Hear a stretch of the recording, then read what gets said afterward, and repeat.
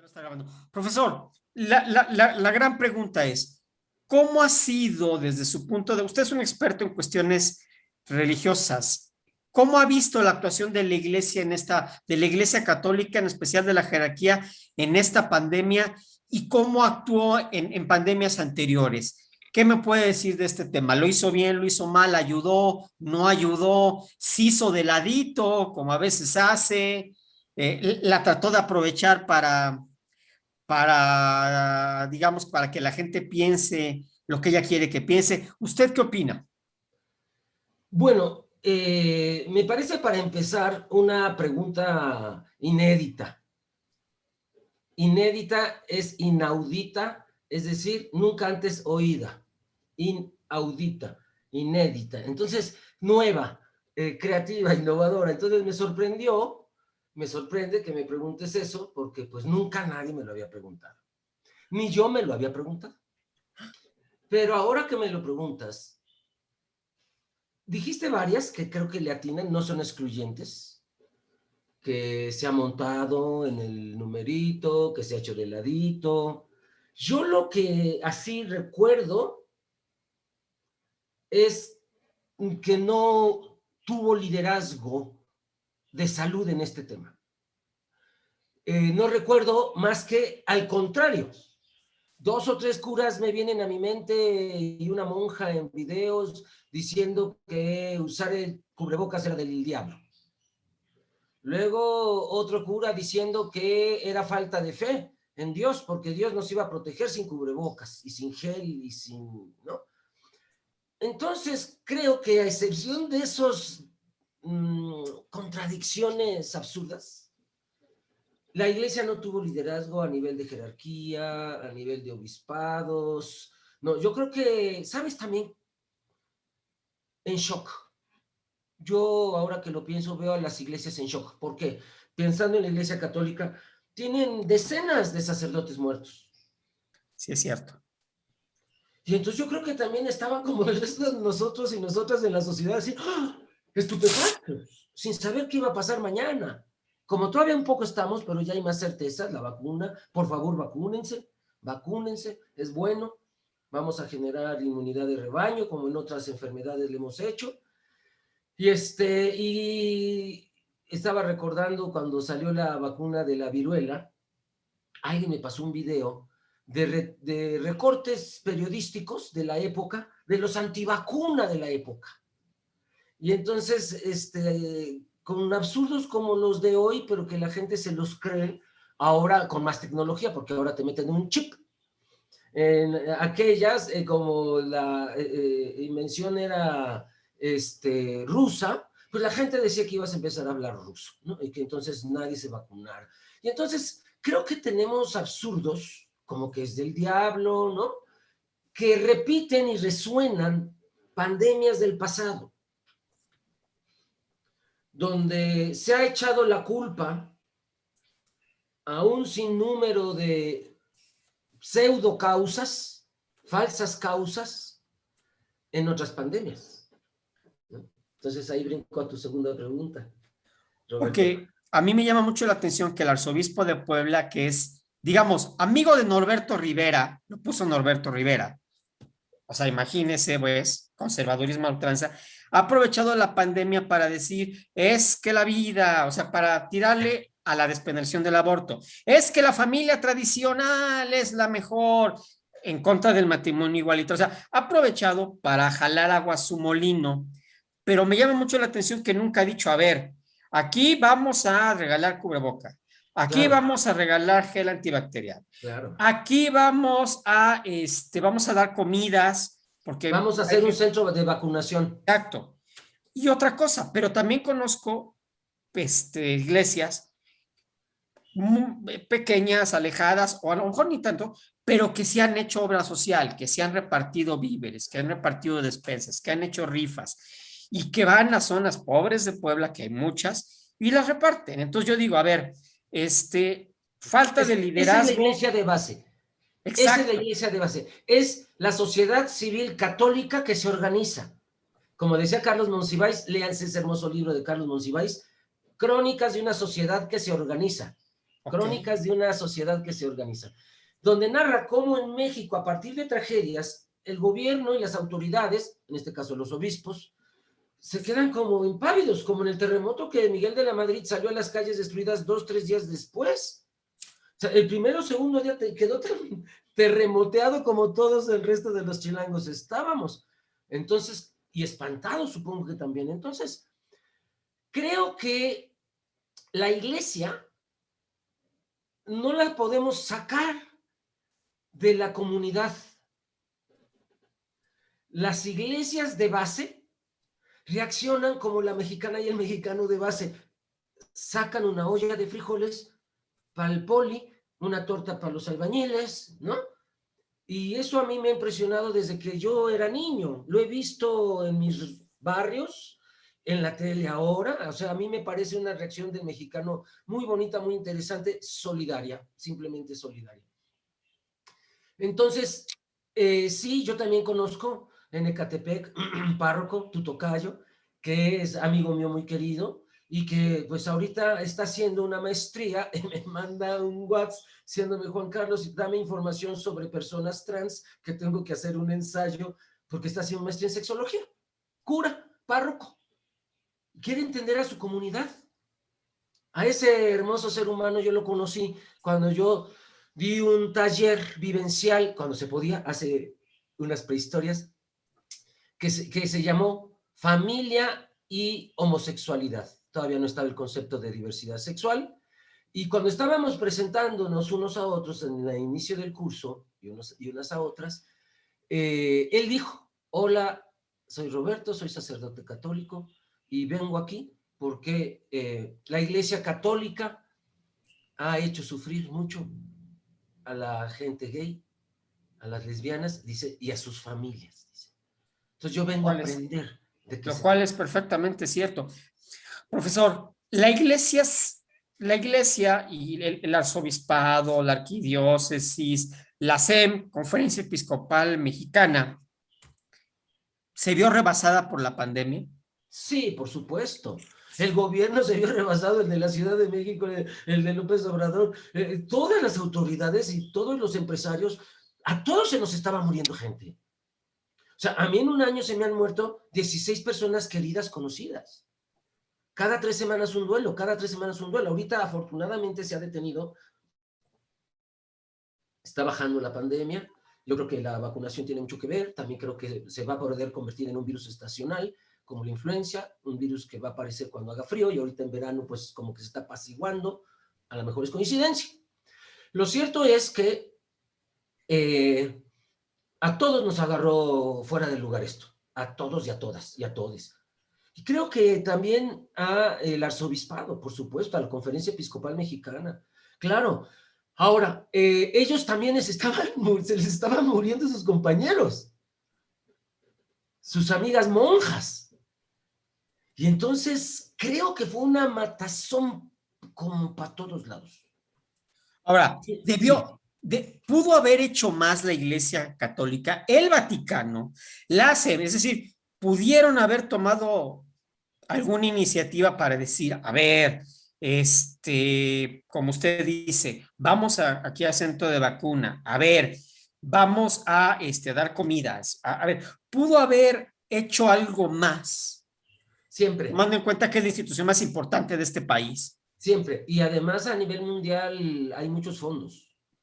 Hay fondos para catástrofes, para las parroquias, para los sacerdotes, las religiosas. Entonces yo creo que sí pudo, pero no reaccionó. Yo hasta ahorita creo que no ha reaccionado. Así como un liderazgo de vamos a llevar a los mexicanos y a las mexicanas a una reacción ante la pandemia que nos lleve a todos hacia la salud. Pero me recuerda mucho la reacción de la iglesia en el siglo VI, cuando estalla la peste bubónica, llevada por las ratas. A los primeros que acusó fue a los comerciantes judíos y empezó una persecución contra los judíos. ¿Por qué? Porque ellos vendían telas.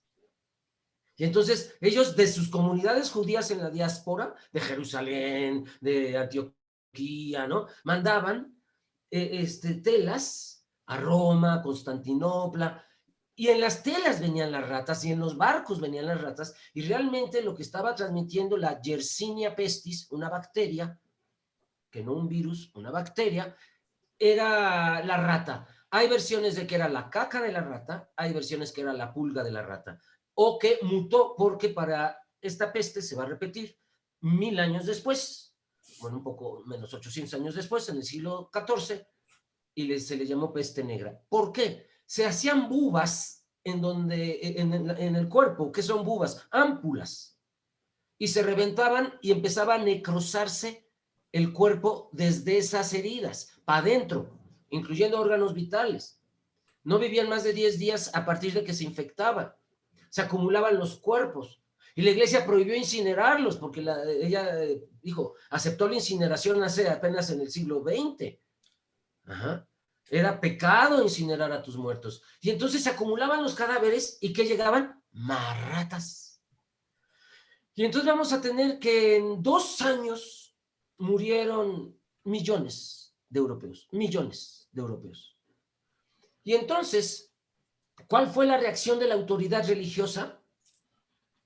El agua, el árbol y la naturaleza es la causante por el placer que brinda bañarse, por el placer que brinda el sexo, y Dios nos mandó una plaga, como Egipto. Y esto lo dice, ¿sabes? Hasta el emperador usar el lenguaje religioso. Lo tomo de un libro que se llama El deseo negado, de Carlos Espejo Muriel, que habla de cómo fue la reacción a la pandemia desde los monasterios.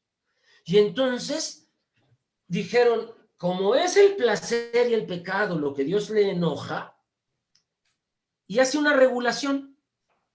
Delito tener relaciones sexuales cada jueves del año, por respeto a la resurrección. Prohibido tener relaciones sexuales cada viernes del año, por respeto a la crucifixión. Prohibido tener relaciones sexuales los sábados, por respeto al Viernes y Cordero sábado. de María. Ni el sábado toca, aunque lo diga de la micha, no toca.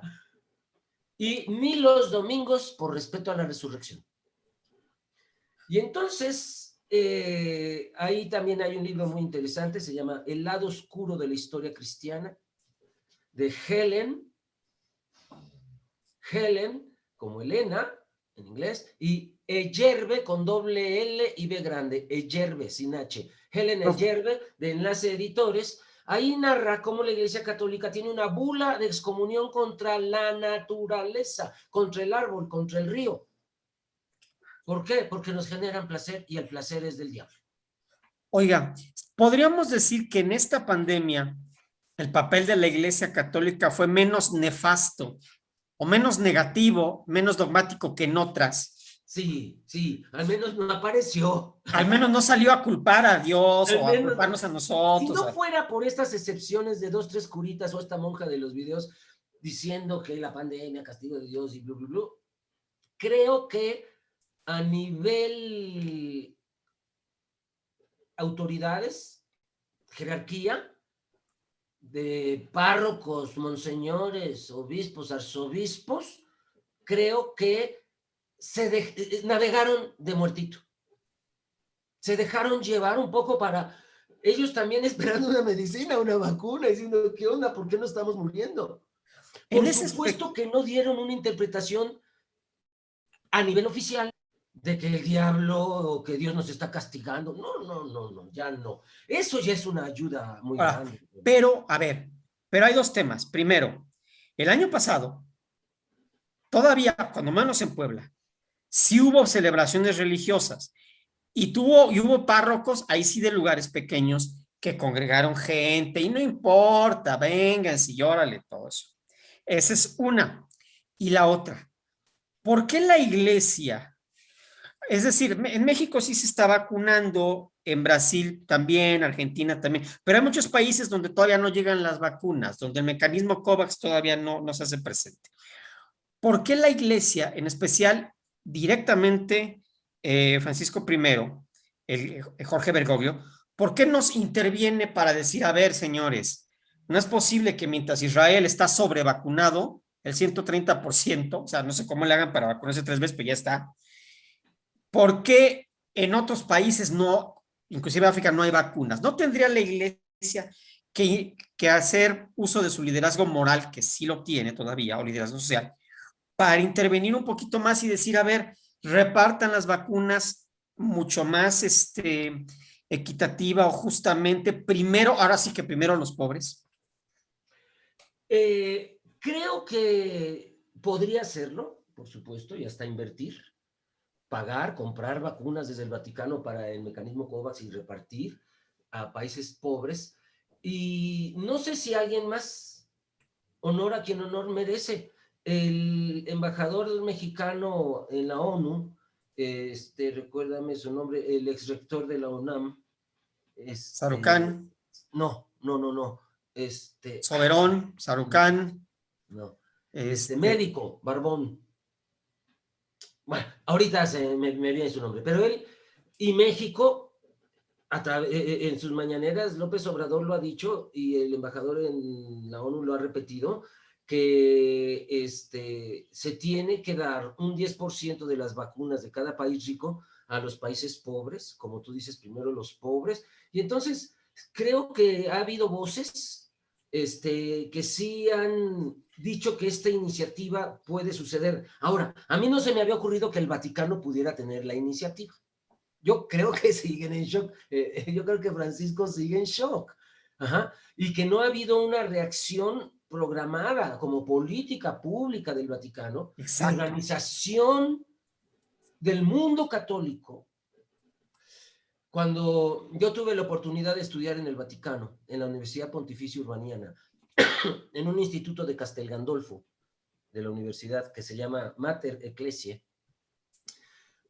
pues éramos 42 estudiantes, no, perdón, 120 estudiantes, hombres y mujeres, de todas las edades, de estados civiles, había religiosos, religiosas, casados, solteros, solteras, y yo era muy joven, 19 años, tenía yo cuando me fui a estudiar, becado a Roma, ¿no? Y un día nos invitan a un evento con Juan Pablo II, en el aula Pablo VI, de todos los que estábamos estudiando misiología, catequesis misionera, en todas las universidades, y nos incluía a la Pontificia Urbaniana. Y cuando fui, y vi que éramos 5,000 personas de todo el mundo, y dije, ¡oh!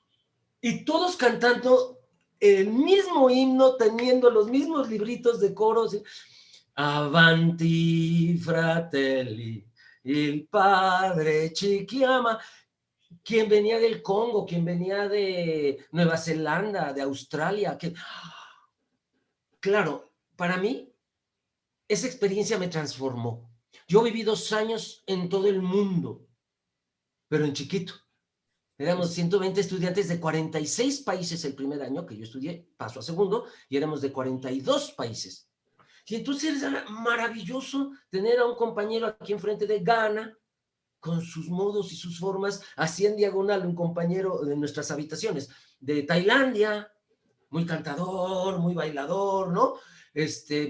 Y luego pegado un compañero que incluso vino a México y lo hospedé en casa con mi familia, Joani, de unas islas que no están ni en el mapa, que se llaman Wallis y Futuna. ¿Por dónde? Allá, pues por Australia. Entonces, ellos pintaban sus islas en los mapas que teníamos en la escuela porque es muy chiquitos lugares. Porque no Y a mí eso me apareció. transformó. Creo que eso es maravilloso de la Iglesia Católica en especial. Pero Digo, también eso quiere decir que tienen el poder, que a lo mejor no saben que lo tienen, o claro no que se han lo dado, saben. y que lo podrían manejar en esta ocasión no solo para promover su ideología, sino Hasta en, para algo el, práctico. hasta en el más último rincón de África, la gente puede, la iglesia puede llegar a ser gente, puede hacer llegar gente con vacunas, con capacitación a cualquier pueblito de América Latina. Sí, es Se cierto. puede, tiene la infraestructura. Ahora, me parece muy interesante que a ti se te ocurra que ellos puedan ser un colchón de esto que está pasando, que ojalá y sea así, que esté pasando ya, porque yo creo que ni a ellos se les ha ocurrido. No, no, yo creo que no. Ahora, ¿Qué opina de, por ejemplo, de que, este caso está bien interesante. ¿Qué opina del asunto Norberto Rivera, que dijo que no quería irse a los hospitales donde tenía convenio la SEM, la arquidiócesis? Dijo, esos no, son muy furries, son muy chairos, yo me voy a un hospital, y luego andaba pidiendo dinero para poder pagar el hospital, que luego, por cierto, se andaba muriendo y se salvó. Pero, ¿qué opina de esto? ¿Qué fue? Fue que efectivamente la arquidiócesis dijo, yo no tengo para pagar eso, o que le cobraron a Norberto Rivera, pues muchas de las que él hizo, ¿no? Porque efectivamente fue un ojete, como en la Ciudad de México fue un ojete. ¿Qué opina de esto? Que se vio mal la arquidiócesis, pero también se vio mal Norberto diciendo, a ver, aquí no, y tampoco voy a un hospital público, no, yo quiero que me curen aquí, y que al final, bueno, pues algún empresario benefactor pagó, ¿no? Yo ¿Qué creo fue esto? que ¿Fue una revancha entre puede la ser. jerarquía? Fíjate que si haces una lectura política de golpeteos internos, puede ser. Sin embargo, sí, porque además lo dejan sin dinero. La arquidiócesis dijo que no iba a dar dinero y que lo sentía mucho y que pagara sus cuentas. Creo yo que sí los tuviera. Él, no sé si te acuerdas que también este año o el pasado lo quisieron asaltar en su casa y murió uno de sus guardias y todo esto. Pues esa es una zona exclusiva de la Ciudad de México. Entonces, yo creo que sí tenía, pero había un jaloneo ahí interno, porque pues nadie quiere pagar 500,000 pesos de la cuenta de un hospital privado de 3, 4 días. Ajá. Entonces, aun cuando los tengas. ¿Fue Y una si revancha contra Norberto? es muy posible, es muy posible.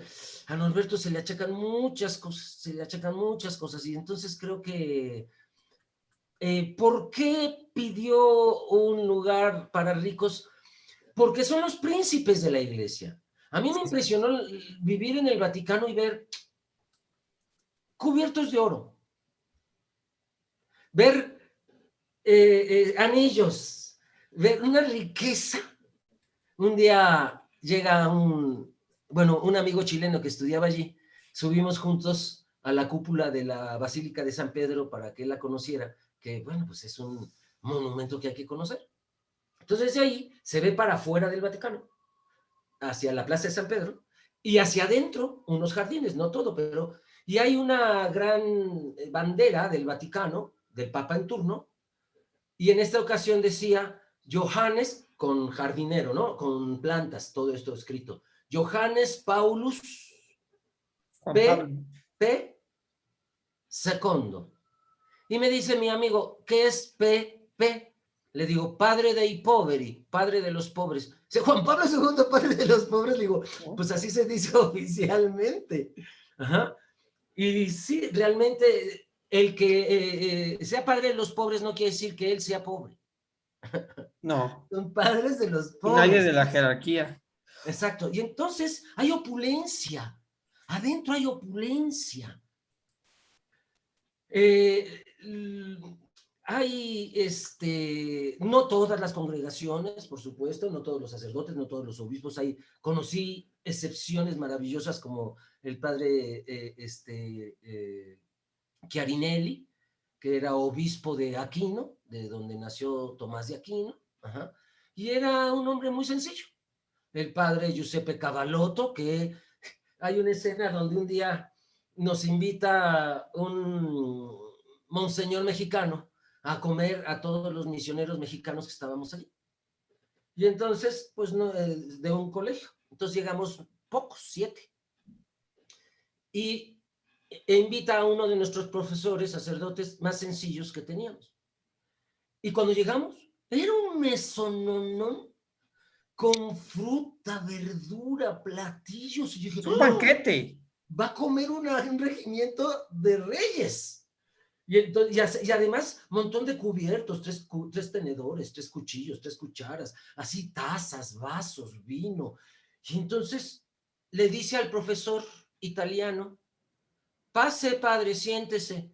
Y cuando nosotros nos vamos a acomodar, los jóvenes, los estudiantes, los misioneros, nos dicen, no, ustedes a la cocina, ahí hay caldo de pollo.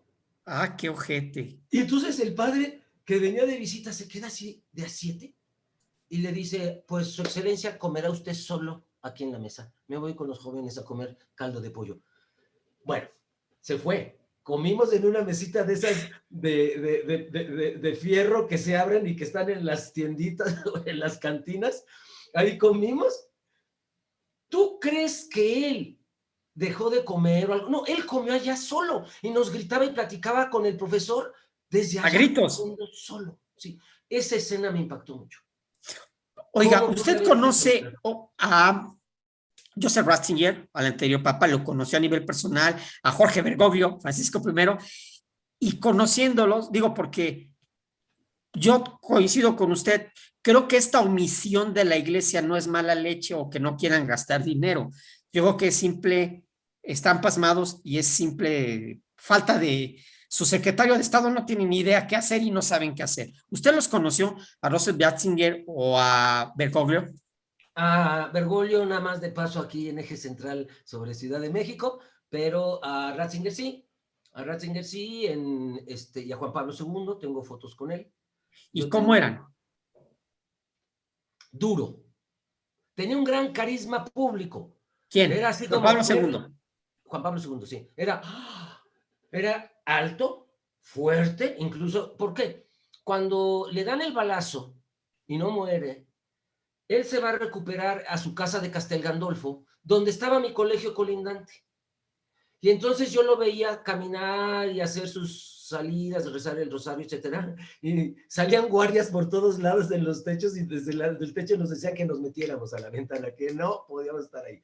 Entonces, bueno, pero tuvimos oportunidad 2 veces, un desayuno un día y otra vez me tocó leer, es de donde tengo las fotos, una de las lecturas en la misa del 8 de diciembre, Nuestra Señora, la Sagrada Concepción, y en la Basílica de Santa María Maggiore, pues llegaron al colegio y dijeron, va a haber esta misa, requieren a alguien que lea en español, a alguien le interesa, tienen que ir en traje típico. Entonces yo llevé mi jorongo, que por sí me encantan los jorongos, sobre todo ahí Tlaxcala y toda la región de Puebla son preciosos los jorongos, y he usado toda mi vida jorongos, entonces no me costaba trabajo usar el jorongo ya, pero eso sí, un sombrero de charro que me jalaba y que estoy leyendo ahí la lectura y que estoy así con el sombrero en el cuello, pero él estaba sentado. Y es duro. Eh, en privado, su sermón en el aula Pablo VI era muy severo con la iglesia al interior y, decirlo de paso, muy conservador, porque ahí nos habló contra el aborto, que tenían que hablar contra la diversidad sexual, ¿no? Muy severo, y se le quitaba el rostro dulce que tenía cuando veía a un niño en la calle. O sea que era dos. Y al interior era muy, era duro, era, ¿cómo es la jerarquía católica? Dura, cerrada, Bueno, nada de eso, nada de esto, en esto. Ratzinger era duro por dentro y por fuera. Sí, Ratzinger era duro por dentro y por fuera. Ajá. sí, no se caía Entonces, hasta mal. Juan Pablo tenía una dulzura con el público. Le brotaba su ser bello, así, luminoso, ajá, que te daban ganas de verlo, sonreír, de tocarlo. Y además, como era muy grandote, por ejemplo, las veces que vino a México, pues es un ser que sobresale. Sí, cierto. Ajá.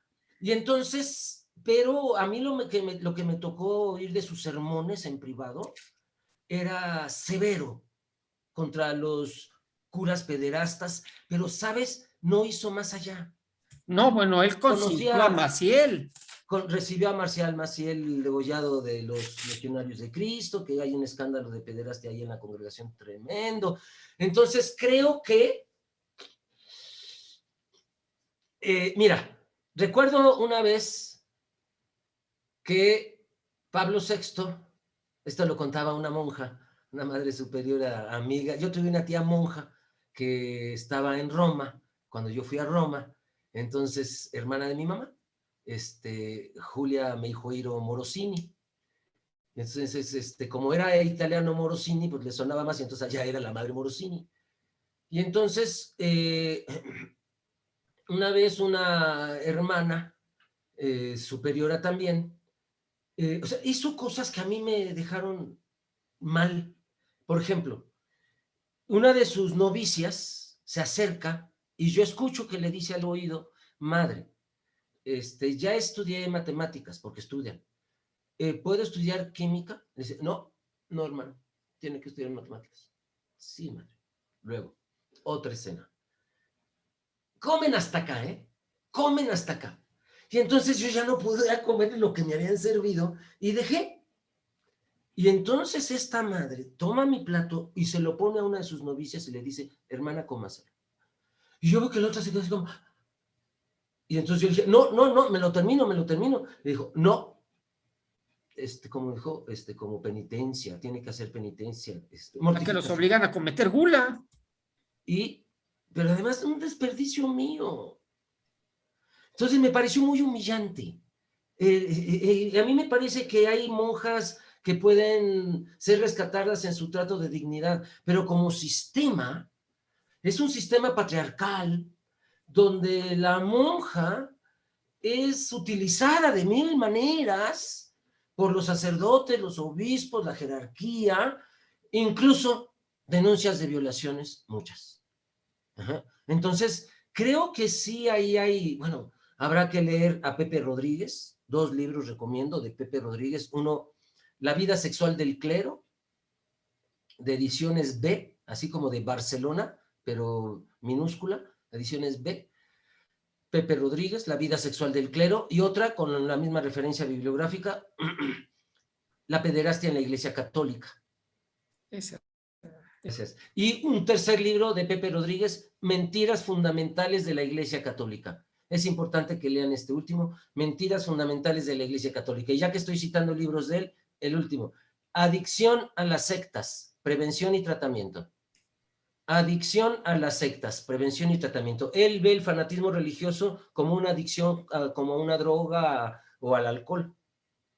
¿Qué opina, por ejemplo, bueno, de los sacerdotes que aprovecharon la pandemia para decir eso? Es decir, la vida es lo más importante desde su concepción, o sea, nada de legalizar el aborto, hay que penalizarlo, ¿no? O la familia tradicional, hay que cuidarse, los usa cubrebocas, en todo, pero la familia tradicional, o sea, que utilizan una crisis de salud, las muertes, para reiterar los conceptos que llevan millones, 20 siglos, 21 siglos, que todos lo sabemos, pero que de alguna forma se están aprovechando de la coyuntura, no solo no ayudan, sino que aparte, órale, te meto mis ideas porque aprovecho que se están, sin decir que el aborto o que el matrimonio igualitario son culpables o que la pandemia es un castigo de Dios, sin decirlo abiertamente, pero sí dicen, a ver, pero sí refrendan y meten su ideología. ¿Qué opina de esto? Que finalmente como que lo mínimo que se puede decir es que no va al caso. Y segundo, que es vil oportunismo. Pero me parece, no sé si existe a nivel social, yo creo que sí, Carl Jung nos lo tendría que explicar con el inconsciente colectivo. En psicología hay un mecanismo de defensa que es formación reactiva. Por ejemplo, si yo siento en mi interior que odio mucho a un hermano, hago una formación reactiva. Lo contrario, le demuestro, ay, te quiero mucho, siempre has sido mi mejor hermano, le doy regalos. Ajá, se les llama formación reactiva, es un mecanismo de defensa, es inconsciente, la persona no se da cuenta que está sucediendo. Creo que la iglesia está pasándole eso con lo del aborto. ¿Por qué? No es cierto que la iglesia ha prohibido el aborto siempre. Santo Tomás de Aquino decía que el aborto es... Bueno, primero, San Agustín, siglo V, después de Cristo, San Agustín de Hipona, obispo. El alma llega a la mujer a los 40 días de gestación y al hombre al hombre a los 40 y a la mujer a los 80. Abortar antes no es pecado. Santo Tomás de Aquino, el alma llega a los 90 días, le dio 10 días más y dice, pero llega parejo hombres y mujeres, abortar antes de 90 días no es pecado. Léanse, por favor, un libro que se llama Historia de las ideas sobre el aborto en la Iglesia Católica. Historia de las ideas sobre el aborto en la Iglesia Católica de, no me acuerdo de la autora, es una teóloga alemana, pero lo publican Católicas por el Derecho a Decidir. Si ustedes escriben a Católicas por el Derecho a Decidir, incluso les mandan muchos de esos folletos, libritos que tienen de estos temas gratis, con la condición de que tú no los vendas. Ajá. Entonces, poca gente sabe que el aborto es pecado apenas del siglo XIX para acá. En el año 1858 se descubre el óvulo. 10 años después sucede el Concilio Vaticano I. 1868 a 1871 sucede el Concilio Vaticano I. Ahí, entre otras cosas, se aprobó que el Papa es infalible cuando habla ex cátedra de fe y de costumbres, o sea, de todo. Ahí fue cuando se aprobó que cobrar intereses no era pecado y se fundó la Banca Vaticana, el Banco del Espíritu Santo y el Banco San Ambrosio. Ajá. La de Roberto Calvi. Exacto. Y ahí se dijo, tomando el descubrimiento de 10 años antes, que el alma llega al cuerpo del bebé en la concepción. ¿Por qué? Porque 10 años antes, al descubrirse el óvulo, se descubrió que el espermatozoide fecunda al óvulo y se fecunda el espermatozoide con el óvulo. Entonces, la fecundación es un nuevo fenómeno que no existía en el imaginario social, ni científico, ni religioso, y cuando aparece en lo científico, la iglesia lo toma y dice, ahí entra el alma. O sea, lo aprovecha para prohibir el aborto. Y entonces, el aborto es pecado, apenas hace siglo y medio. Por eso yo les digo a las compañeras que si un día alguna de ellas abortó, cuando mueran y lleguen al cielo y San Pedro les diga, no, tú no, porque abortaste, díganle, no, pero yo aborté cuando no era pecado. Y luego hubo tráfico en las nubes y llegué tarde. Pero aborté en tiempos de San Agustín, aborté en tiempos de Santo Tomás, que no era pecado, mucho menos un asesinato. Entonces, creo que es bien importante que la gente católica lea sobre su propia historia. El aborto es pecado apenas de 1871, Concilio Vaticano I, para acá. Perfecto.